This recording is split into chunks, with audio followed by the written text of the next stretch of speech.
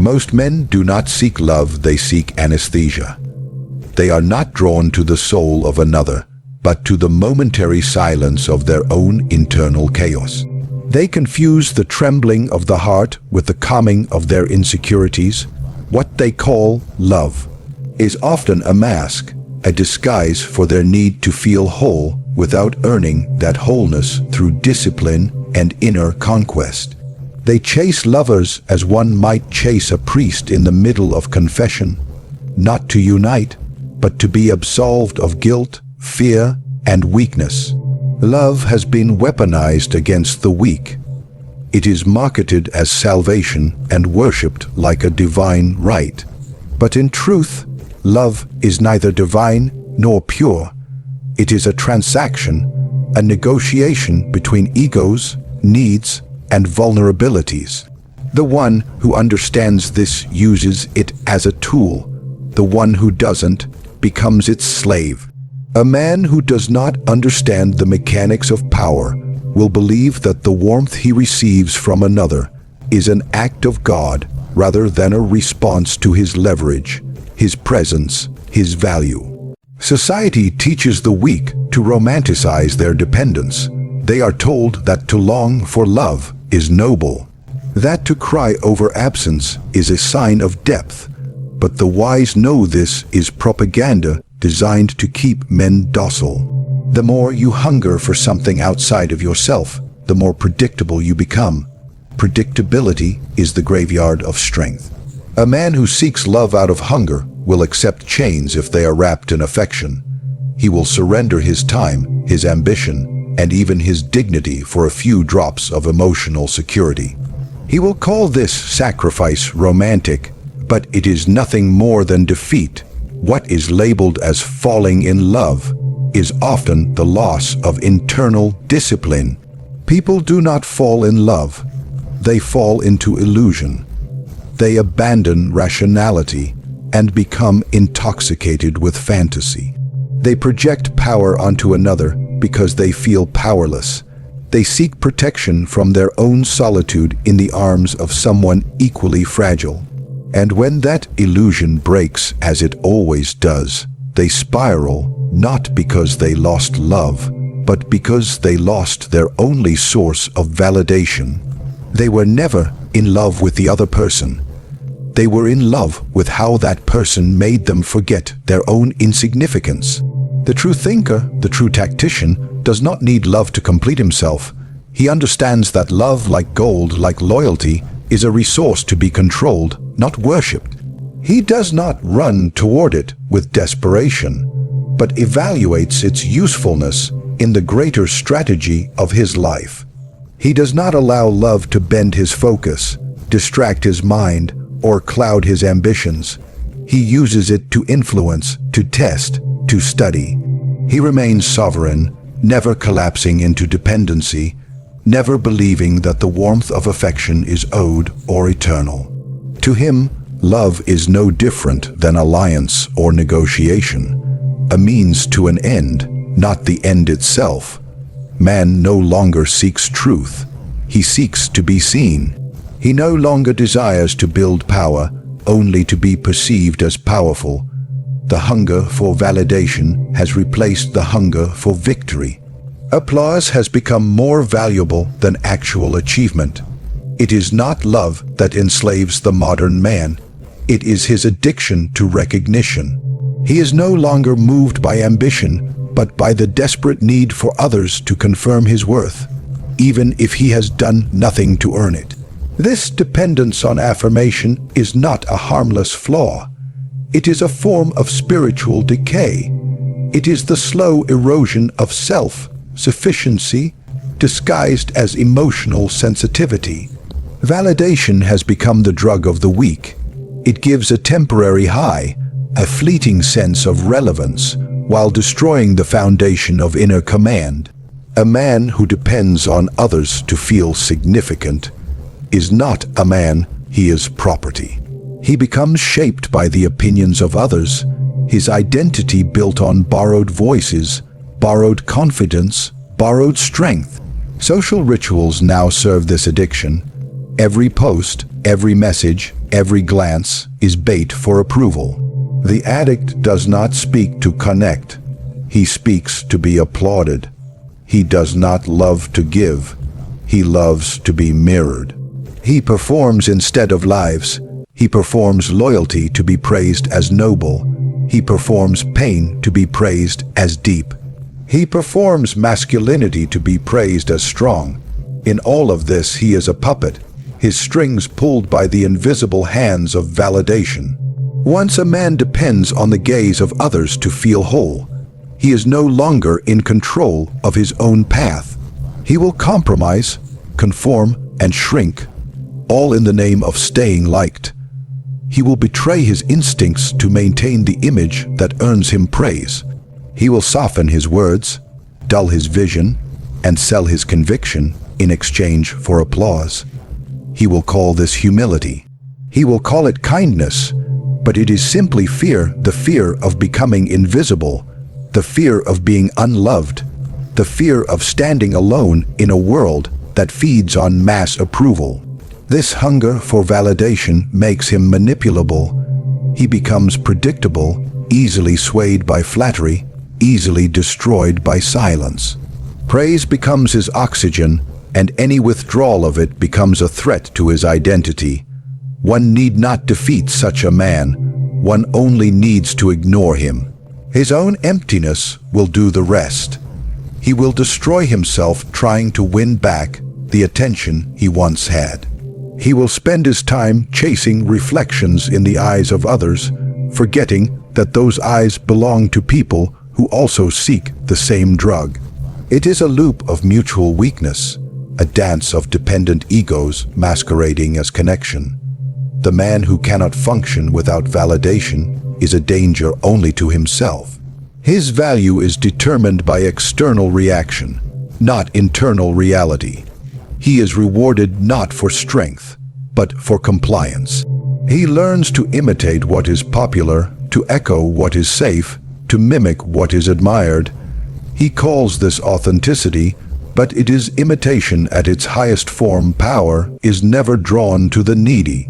Influence is allergic to desperation. The moment a man begins to chase, he begins to signal that he lacks. And in that signal, he concedes his position.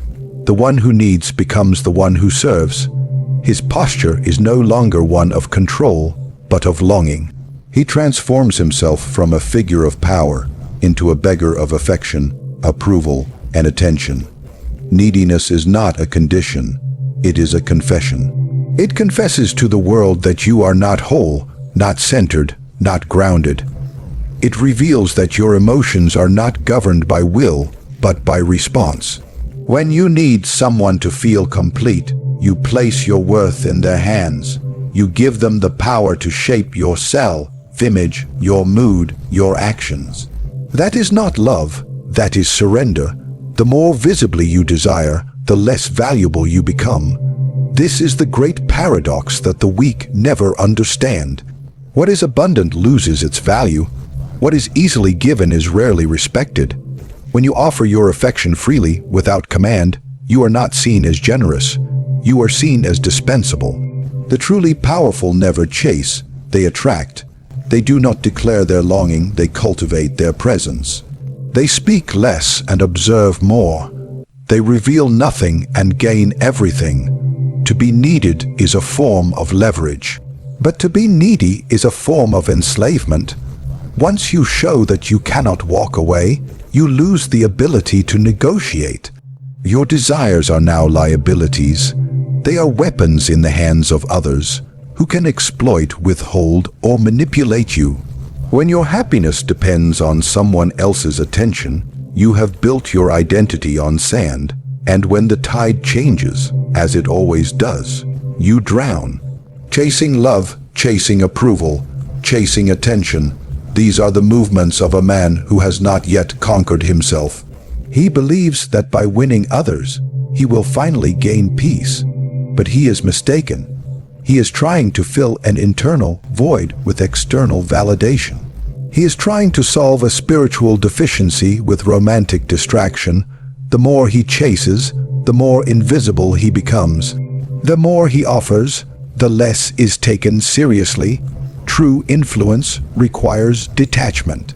It requires the ability to remain composed in the face of rejection, to remain silent in the face of chaos, to remain unmoved by the fleeting warmth of momentary affection. It is not coldness, it is control. A man who can walk away holds more power than the one who clings. A man who can deny affection earns more loyalty than the one who floods others with it. It is not the giving that commands respect, it is the restraint. When a man becomes needy, he exposes his weakest points. He shows what he fears to lose. He shows what he will tolerate to avoid abandonment. He shows that his sense of identity is not forged in discipline, but in dependency. He calls this love, but it is fear in disguise. He calls this passion, but it is panic in performance. The first conquest is not of the world. It is of the self. Before you attempt to influence, seduce, or lead others, you must bring your own impulses under your command. A man who cannot govern his emotions is not a man of power, but a puppet to his own inner storms. He is led not by strategy, but by reaction. He does not choose, he responds. He does not move with intention, he moves with impulse. Such a man cannot shape the world, for he has not yet shaped himself. You see men chasing love, approval, and connection, believing that someone else will complete them. They seek order in another's arms while chaos festers within. They disguise their inner disorder as romantic intensity. But one who is truly disciplined sees through this illusion. He knows that until he has control over his own mind, his desires will always be used against him. Until he has mastered his own hunger, he will be led by those who promise to feed it. Most people do not want a relationship, they want relief. Relief from insecurity, from loneliness, from self-doubt. But using others as a cure for your inner turmoil is not connection, it is dependence. A man who depends on the presence of another to feel stable is already defeated. He has made his peace, his worth, his clarity contingent on the unpredictable emotions of another human being. That is not love. It is strategic suicide. The disciplined man walks alone first, not because he fears intimacy, but because he refuses to need it. He builds his strength in solitude. He learns to sit with his own thoughts, to sharpen his own will, to distinguish real desire from passing distraction. He does not reach outward until he has fortified what is within. Only then does he approach others not as a beggar, but as an equal, or better yet, a ruler. One who cannot control himself is easy to control. He is triggered by rejection, swayed by flattery, distracted by affection. His mind is not a fortress, but a hallway open to any passerby. The person who offers him comfort becomes his master. The one who withholds becomes his obsession.